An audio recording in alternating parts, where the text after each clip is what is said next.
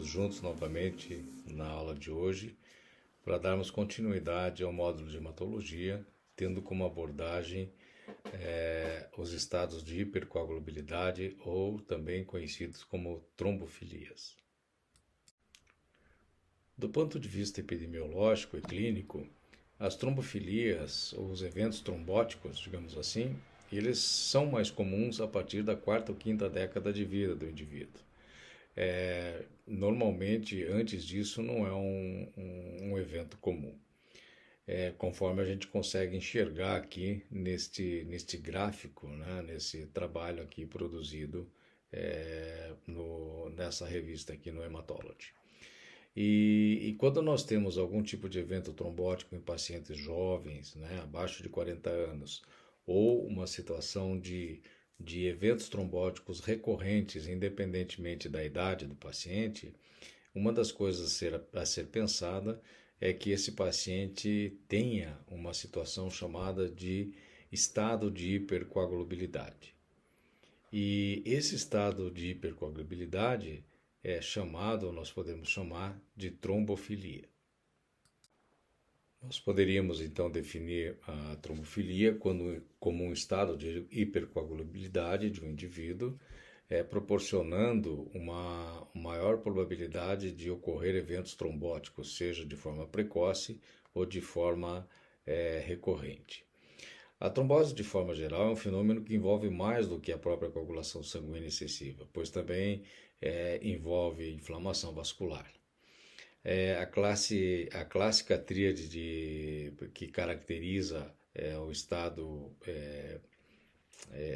trombótico seria a tríade de Virchow, que identifica três elementos principais na fisiopatologia da trombose, que é a lesão endotelial, diminuição do fluxo sanguíneo e desequilíbrio entre os fatores pró-coagulantes e anticoagulantes.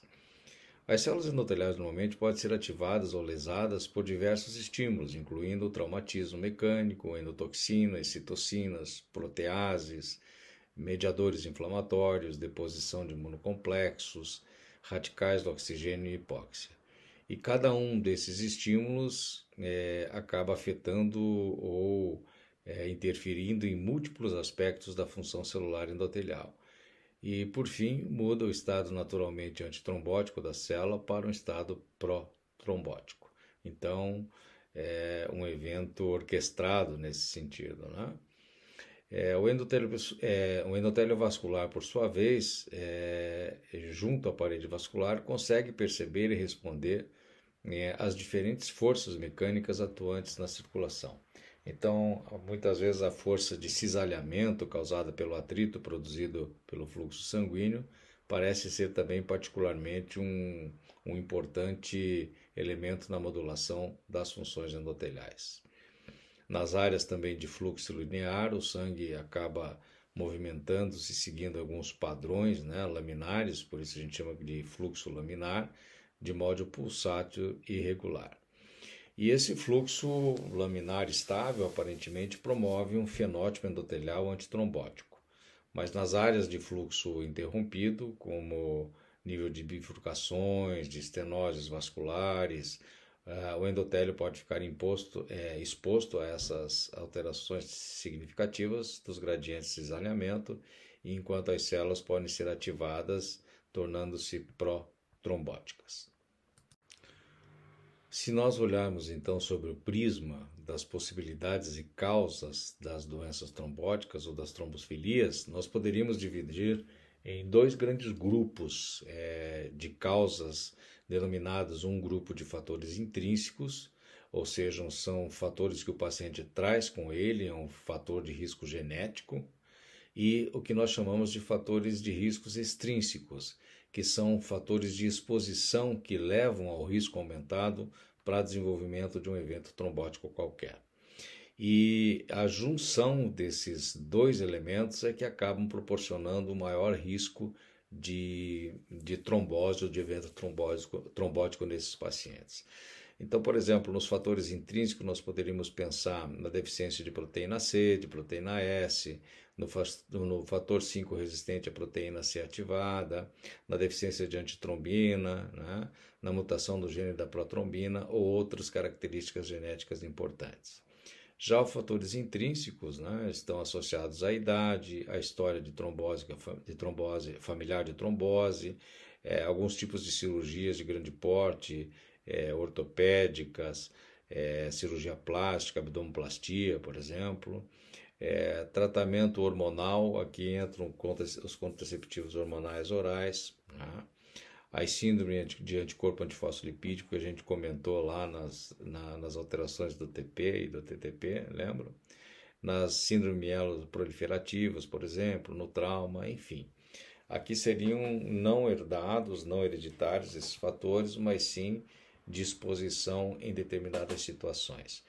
Então, lógico que por si só esses fatores podem levar a um evento trombótico, esses aqui muito dificilmente, mas quando nós juntamos esses dois elementos, eles aumentam em muito o risco de trombose de um determinado paciente.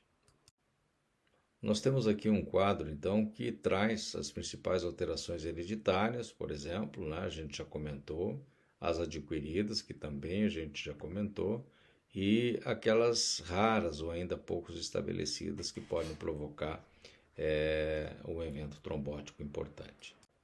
Quando nós nos referimos aos distúrbios hereditários, nós sabemos que grande parte desses distúrbios, pelo menos os mais recorrentes, estão associados aos genes autossômicos e dominantes.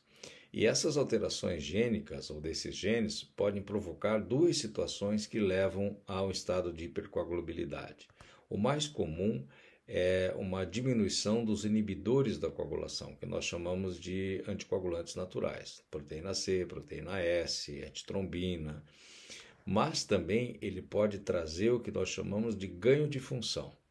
E isso é muito comum, por exemplo, na mutação do gene da protrombina na posição 20210A. Então, os estados de hipercoagulabilidade pode ser por deficiência da coagulação ou pode ser por ganho de função de algum elemento envolvido na coagulação. Numa revisão de literatura, a gente pode enxergar então quais são as alterações genéticas mais comuns, que são as situações mais comuns mesmo de hipercoagulabilidade, né?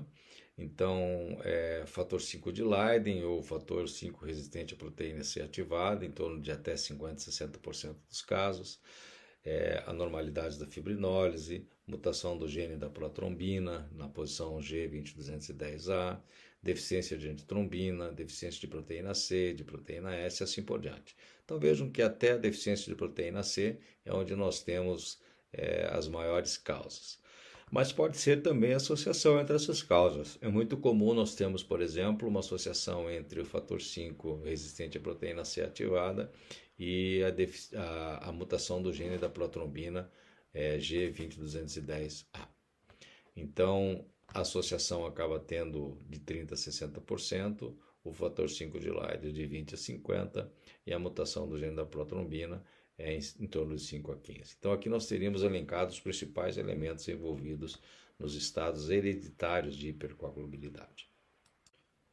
Quais seriam, então, as doenças associadas principalmente àqueles genes, alteração daqueles genes hereditárias, né, obviamente, em que há uma modificação dos inibidores da coagulação, ou seja, uma deficiência de anticoagulantes naturais.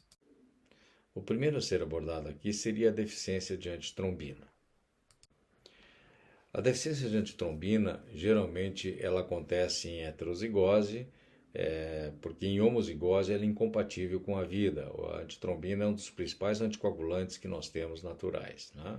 Já em heterozigose, ela tem um risco aumentado de até 10 vezes comparado com a população normal.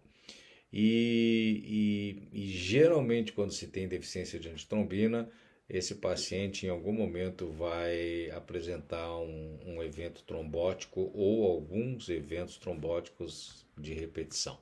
Então, realmente, ela tem uma relevância muito grande no aspecto clínico de prevalência de trombose. E a avaliação laboratorial pode ser feita por métodos funcionais ou imunológicos, onde a gente pode quantificar a antitrombina, então o defeito pode ser quantitativo, mas ele pode ser também qualitativo ou funcional. A antitrombina é um anticoagulante natural que nós temos, que ele age diretamente inibindo a trombina de forma direta, né? Mas ele também evita a formação ou ação do fator 5 ativado, ele controla a ação do fator 5 ativado. Então ela tem uma relevância bastante grande, tanto aqui na via comum, em cima do fator 10, quanto também na inibição direta da trombina, que é o fator 2 ativado. Então essa seria a principal função, diminui a produção de trombina e ao mesmo tempo ele diminui a ação da trombina, ou seja, do fator 2 ativado. E aqui em outros pontos que a antitrombina também pode atuar. Quais seriam esses outros pontos? O fator 2 a gente já comentou, mas também ela tem um efeito negativo no fator 9 ativado, no fator 10, no fator 11 e no fator 12. A ação da antitrombina ela é amplificada, potencializada pelo uso da heparina. A gente sabe que a heparina ela age diretamente potencializando a ação da antitrombina. Por isso que ela anticoagula, né? A forma de anticoagulação da heparina é exatamente a potencialização da ação da antitrombina. Uma outra causa importante de estado de hipercoagulabilidade seria a deficiência da proteína C e da proteína S, que são dois importantes anticoagulantes naturais que nós temos. Avaliando a patogênese da doença, ela também é uma doença que ocorre em heterozigose, tendo um risco aumentado de 10 vezes comparado com a população normal, mas em homozigose também é praticamente incompatível com a vida e provoca o que nós chamamos no recém-nascido de uma púrpura fulminans neonatal ou fulminante neonatal. Existem dois tipos de deficiência de proteína C. Ela pode ser quantitativa e funcional, que é o tipo 1, e pode ser só funcional, que é o tipo 2. Também nós avaliamos essas deficiências por métodos funcionais e imunológicos, ou seja, quantitativos e qualitativos. A ativação da proteína C ela é dependente da trombina. Vejam que a trombina tem um efeito dicotômico, né? Do mesmo jeito que é um agente pró-coagulante importante, ela também é um agente anticoagulante importante. E como é que a trombina ativa a proteína C? Então vejam que a proteína C tem no endotélio um receptor chamado EPCR, que é receptor de proteína C endotelial. E ela se liga a esse receptor na membrana da plaqueta. Mas isso não é suficiente para que ela seja ativada. Para que ela seja ativada, a trombina, que é o fator 2 ativado, precisa também se ligar a um receptor feito para ela na plaqueta, que é a trombomodulina. E quando ela se liga à trombomodulina e encontra a proteína C ligada ao seu receptor também, aí sim ela forma um complexo e esse complexo então vai ativar a proteína C. E qual é a finalidade da proteína C? É clivar o fator 5 e o fator 8 ativados. Então ela inibe esses dois fatores, controlando logicamente a via intrínseca e a via comum na produção de trombina. Então vai diminuir a produção de trombina. E ao mesmo tempo ela ativa a proteína C, que de forma independente também vai clivar fator 5 e fator 8.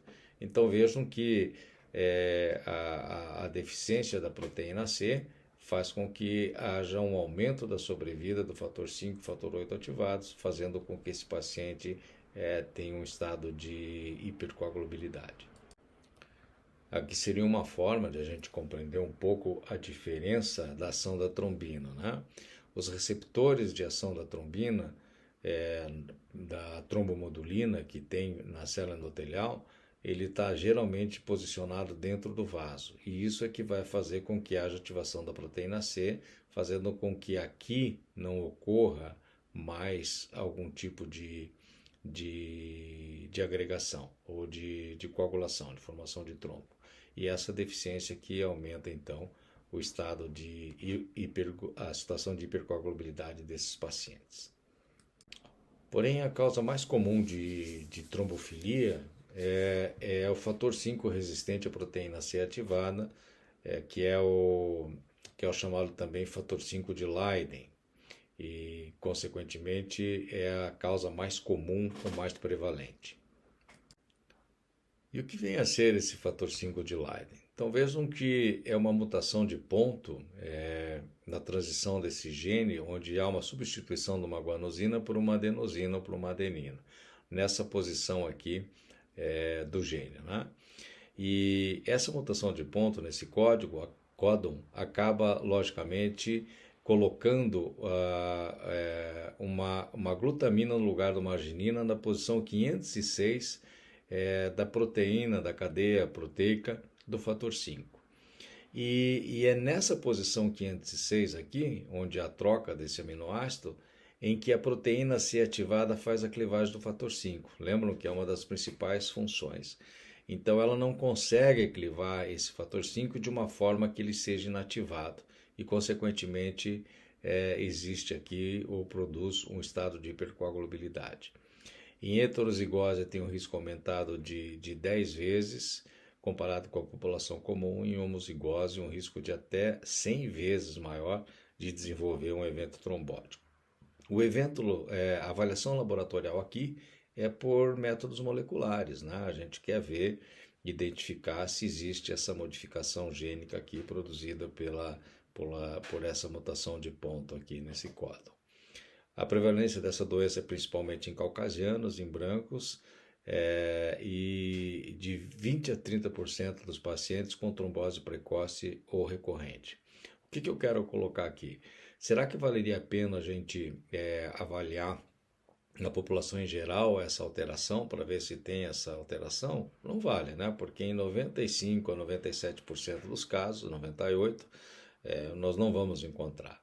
Mas naqueles pacientes em que tenham um histórico de trombose precoce ou trombose recorrente, aí sim vale a pena investigar, porque em 20 a 30 até 50% dos casos pode estar associado a essa mutação.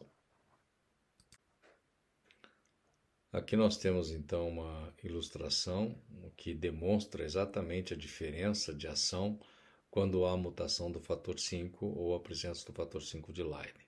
Aqui nós teríamos a inibição do fator 5 numa situação de normalidade, no fator 5 normal, e aqui nós teríamos então o fator 5 de Leiden, em que ele não consegue fazer a clivagem do fator 5 ativado, fazendo com que haja um prolongamento da ação do fator 5. Então é uma perda de capacidade da inativação desse fator. E isso também vai intensificar a produção de trombina, que quando ela é produzida em grande quantidade também ela exerce a sua função procoagulante, que também é bastante importante e relevante. Então nós vimos hoje, né, aquelas situações em que as alterações hereditárias estariam associadas principalmente aos anticoagulantes naturais ou uma perda de inibição dos fatores de coagulação. Muito obrigado.